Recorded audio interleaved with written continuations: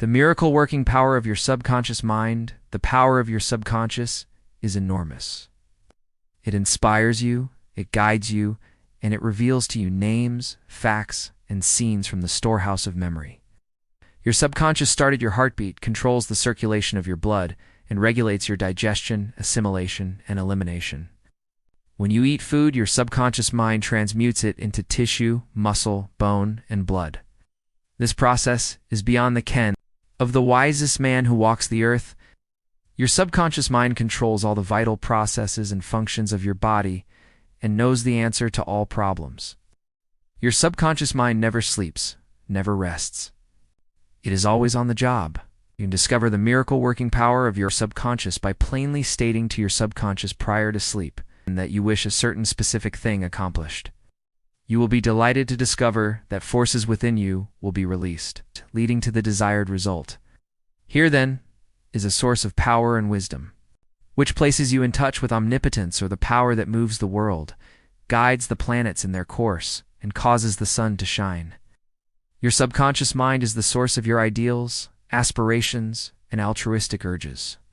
It was through the subconscious mind that Shakespeare perceived great truths hidden from the average man of his day. Undoubtedly, it was the response of his subconscious mind that caused the Greek sculptor, Phidias, to portray beauty, order, symmetry, and proportion in marble and bronze. It enabled the Italian artist Raphael to paint Madonnas and Ludwig van Beethoven to compose symphonies. In 1955, Joseph Murphy shares this story. I lectured at the Yoga Forest University, Rishikesh, India, and there I chatted with a visiting surgeon from Bombay. He told me about Dr. James Esdahl, a Scotch surgeon who worked in Bengal before ether or other modern methods of anesthesia were discovered. Between 1843 and 1846, Dr. Esdahl performed about 400 major operations of all kinds, such as amputations, removal of tumors and cancerous growths, as well as operations on the eye, ear, and throat. All operations were conducted under mental anesthesia only. Now that is incredible when you think about it. How can this be possible? This Indian doctor at Rishikesh informed me that the post-operative mortality rate of patients operated on by Dr. Esdahl was extremely low, probably 2 or 3%. Patients felt no pain, and there were no deaths during the operations. Dr. Esdahl suggested to the subconscious minds of all his patients, who were in a hypnotic state, that no infection or septic condition would develop. You must remember that this was before Louis Pasteur, Joseph Lister, and others who pointed out the bacterial origin of disease and causes of infection due to unsterilized instruments and virulent organisms. This Indian surgeon said that the reason for the low mortality rate and the general absence of infection, which was reduced to a minimum, was undoubtedly due to the suggestions of Dr. Esdahl to the subconscious minds of his patients. They responded according to the nature of his suggestion. It is simply wonderful when you conceive how a surgeon, over 120 years ago, discovered the miraculous wonder-working powers of the subconscious mind. Doesn't it cause you to be seized with a sort of mystic awe when you stop and think of the transcendental powers of your subconscious mind? Consider its extrasensory perceptions, such as its capacity for clairvoyance and clairaudience, its independence of time and space, its capacity to render you free from all pain and suffering, and its capacity to get the answer to all problems, be they what they may. And all these and many more reveal to you that there is a power and intelligence within you that far transcends your intellect, causing you to marvel at the wonders of it all. All these experiences cause you to rejoice and believe in the miracle-working powers of your own subconscious mind. Your subconscious is your book of life. You're the script writer. Write what you desire most in life. All movies have a script. Your life is the most important script of all. Get writing, take action, be aware it is coming. Whatever thoughts, beliefs, opinions, theories, or dogmas you write, engrave, or impress on your subconscious mind, you shall experience them as the objective manifestation of circumstances, conditions, and events. What you write on the inside, you will experience on the outside. You have two sides to your life, objective and subjective, visible and invisible thought and its manifestation. Your brain receives your thought, which is the organ of your conscious reasoning mind. When your conscious or objective mind accepts the thought completely, it is sent to the solar plexus, called the brain of your mind, where it becomes flesh and is made manifest in your experience. In today's 2025 studies show that the heart and brain communicate bidirectionally. HeartMath Institute emphasizes that the heart sends more signals to the brain than vice versa, and that this communication affects cognitive processes like attention, perception, and emotional regulation. As previously outlined, your subconscious cannot argue. It acts only from what you write on it. Do you catch that? It does not argue with you, meaning it will give you what you most desire in life. Again, be very careful of the words you use. It accepts your verdict or the conclusions of your conscious mind as final. This is why you are always writing on the book of life, because your thoughts become your experiences. The American essayist Ralph Waldo Emerson said, "Man is what he thinks all day long." Now I know where Tony Robbins heard this from. What is impressed in the subconscious is expressed. Now, William James, the father of American psychology, said that the power to move the world is in your subconscious mind. Your subconscious mind is one with infinite intelligence and boundless wisdom. It is fed by hidden springs and is called the law of life. Whatever you impress upon your subconscious mind, the latter will move heaven and earth to bring it to pass. You must, therefore, impress it with right ideas and constructive thoughts. The reason there is so much chaos and misery in the world is because people do not understand the interaction of their conscious and subconscious minds. In concord and peace and synchronously together, you will have health, happiness, peace, and joy. There is no sickness or discord when the conscious and subconscious work together harmoniously and peacefully. The tomb of Hermes was opened with great expectancy and a sense of wonder, because people believed that the greatest secret of the ages was contained therein. The secret was as within, so without. As above, so below. In other words, whatever is impressed in your subconscious mind is expressed on the screen of space. This same truth was proclaimed by Moses, Isaiah, Jesus, Buddha, Zoroaster, many illumined seers of the ages. Whatever you feel is true subjectively is expressed as conditions, experiences, and events. Motion and emotion must balance. As in heaven, your own mind, so on earth, in your body and environment.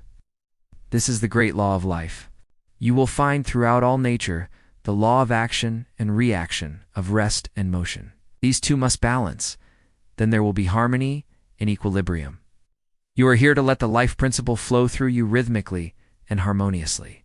The intake and the outgo must be equal. Impression and the expression must be equal. All your frustration is due to unfulfilled desire. You think negatively, destructively, and viciously. These thoughts generate destructive emotions which must be expressed and find an outlet. These emotions, being of a negative nature, are frequently expressed as ulcers, heart trouble, tension, and anxieties. What is your idea or feeling about yourself now? Every part of your being expresses that idea. Your vitality, body, financial status, friends, and social status represent a perfect reflection of the idea you have of yourself. This is the real meaning of what is impressed in your subconscious mind, and which is expressed in all phases of your life. We injure ourselves by the negative ideas which we entertain. How often have you wounded yourself by getting angry, fearful, jealous, or vengeful?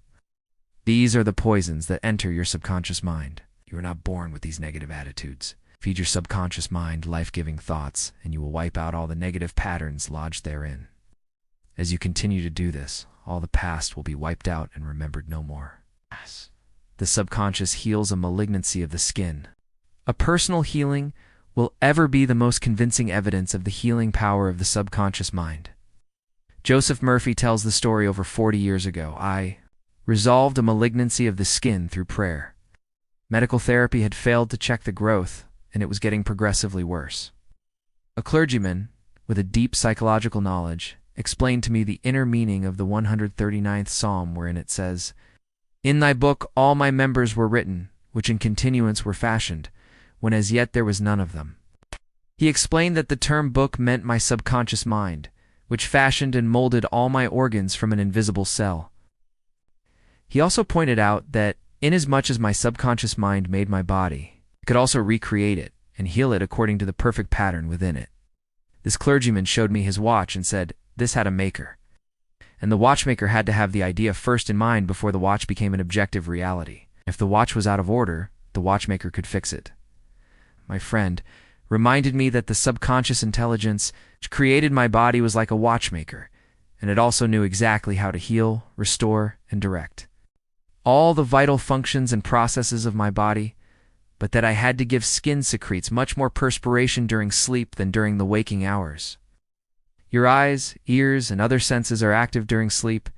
For instance, many of our great scientists have received answers to perplexing problems while they were asleep. They saw the answers in a dream.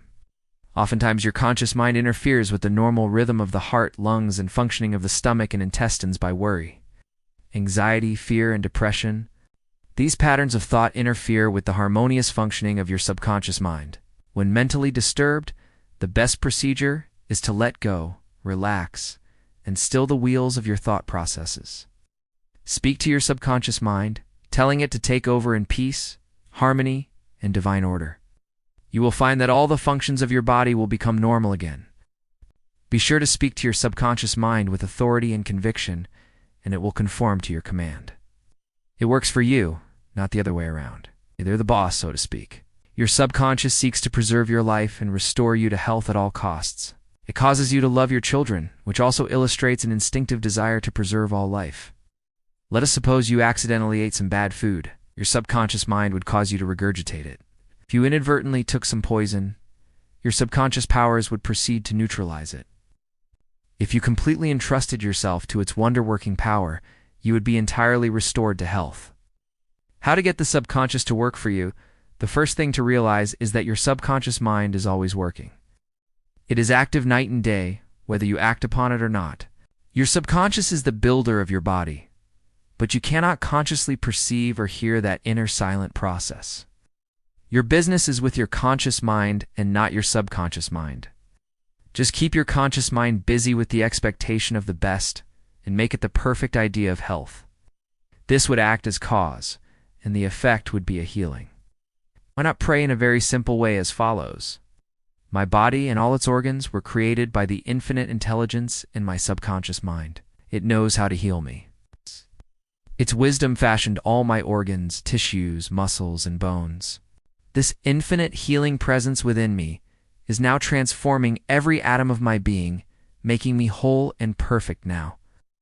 I give thanks for the healing I know is taking place now. Wonderful are the works of the creative intelligence within me.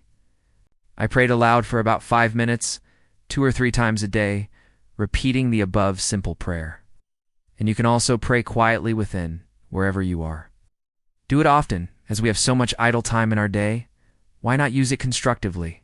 In about 3 months, my skin was whole and perfect. Again, if you doubt because it is taking too long, the healing stops. I know this is a challenge for most of us, as we've never been taught to do this in life.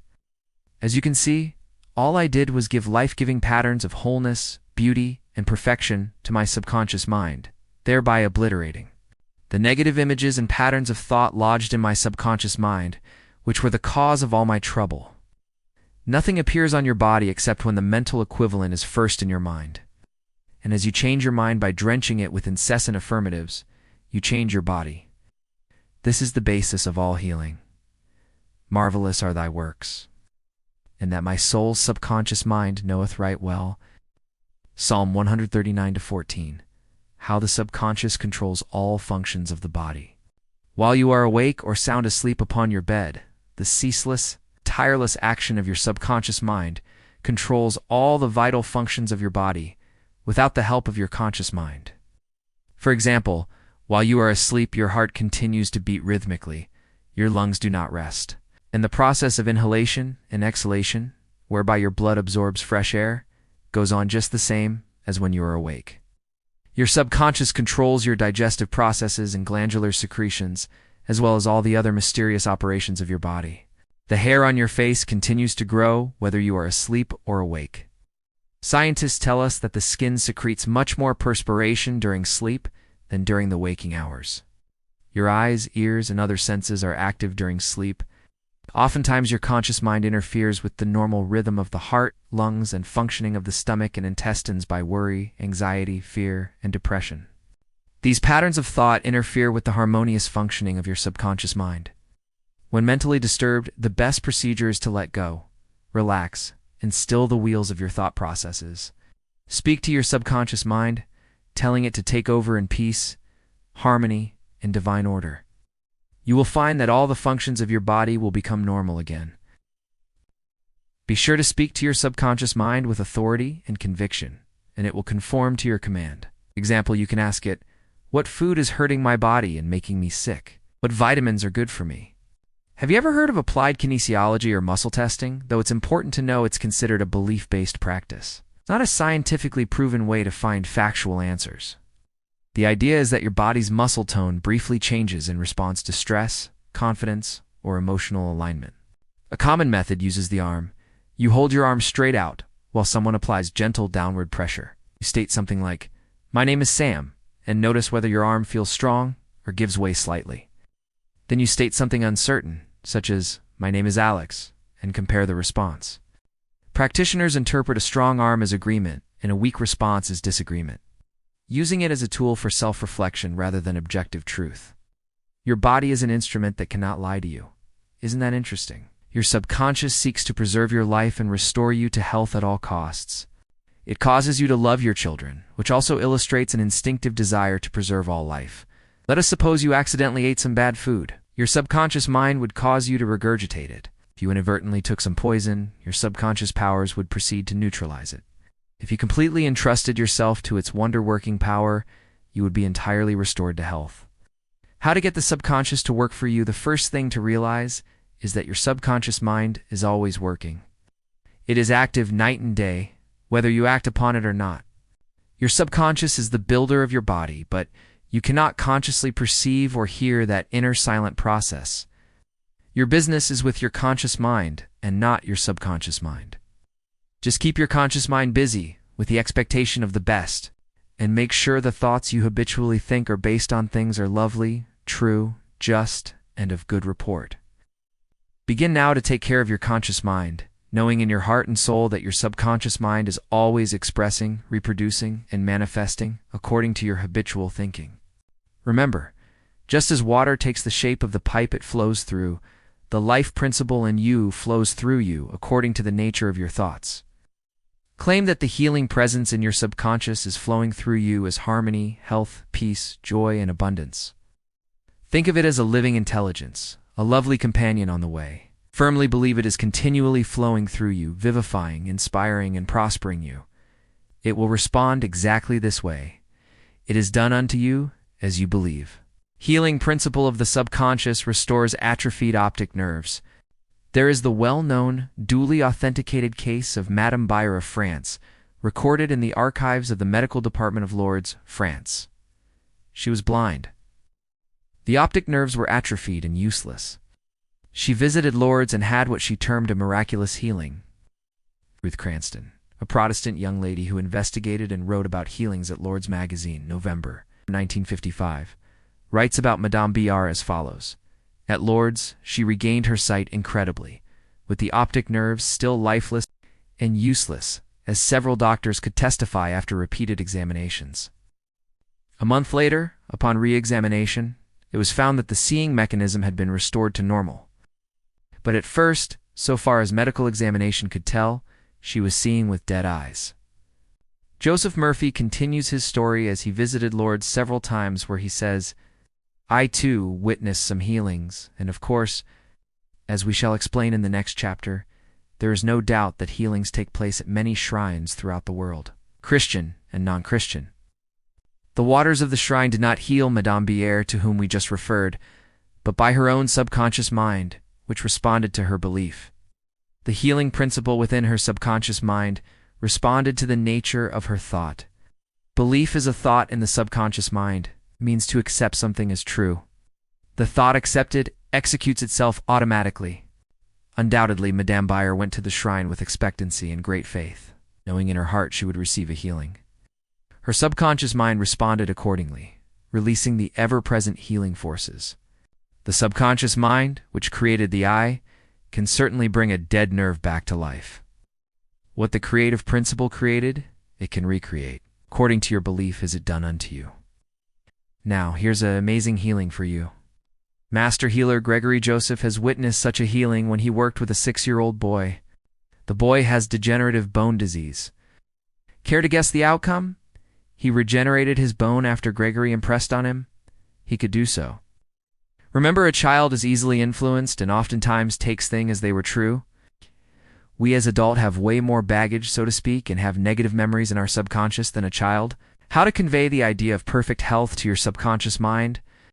Joseph Murphy continues to share how a Protestant minister he knew in Johannesburg, South Africa, told him the method he used to convey the idea of perfect health to his subconscious mind. He had cancer of the lung. His technique, as given to me in his own handwriting, is exactly as follows. Several times a day I would make certain that I was completely relaxed mentally and physically. I relaxed my body by speaking to it as follows. My feet are relaxed, my ankles are relaxed, my legs are relaxed. Ow. My abdominal muscles are relaxed, my heart and lungs are relaxed. My head is relaxed, my whole being is completely relaxed. After about 5 minutes, I would be in a sleepy, drowsy state. And then I affirmed the following truth: the perfection of God is now being expressed through me. The idea of perfect health is now filling my subconscious mind. The image God has of me is a perfect image, and my subconscious mind recreates my body in perfect accordance with the perfect image held in the mind of God. This minister had a remarkable healing. This is a simple, easy way of conveying the idea of perfect health to your subconscious mind. Another wonderful way to convey the idea of health to your subconscious is through disciplined or scientific imagination. Again, Joseph Murphy tells another story and says, I told a man who was suffering from functional paralysis to make a vivid picture of himself walking around in his office, touching the desk, answering the telephone, and doing all the things he ordinarily would do if he were healed. I explained to him that this idea and mental picture of perfect health would be accepted by his subconscious mind. He lived the role and actually felt himself back in the office. He knew that he was giving his subconscious mind something definite to work upon. His subconscious mind was the film upon which the picture was impressed. One day, after several weeks of frequent conditioning of the mind with this mental picture, the telephone rang by prearrangement and kept ringing while his wife and nurse were out. The telephone was about 12 feet away, but nevertheless he managed to answer it. He was healed at that hour. The healing power of his subconscious mind responded to his mental imagery, and a healing followed. This man had a mental block, which prevented impulses from the brain reaching his legs. Therefore, he said he could not walk. When he shifted his attention to the healing power within him, the power flowed through his focused attention, enabling him to walk. Whatsoever you shall ask in prayer, believing, you shall receive. Matt 21:22. Can you imagine if we received these teachings when we were in school from day one? Start teaching your kids now, so this will become normal one day. And as you can see by the numerous healings, the subconscious works for you, not against you. Since I have been searching out these stories, I have read a huge number of healings since I read Joseph Murphy book in 1992, I believe it was. Okay, now chapter 4 will absolutely amaze you. It's called Mental Healings in Ancient Times. If you enjoyed these videos, hit that subscribe button and share with friends. See you in the next video.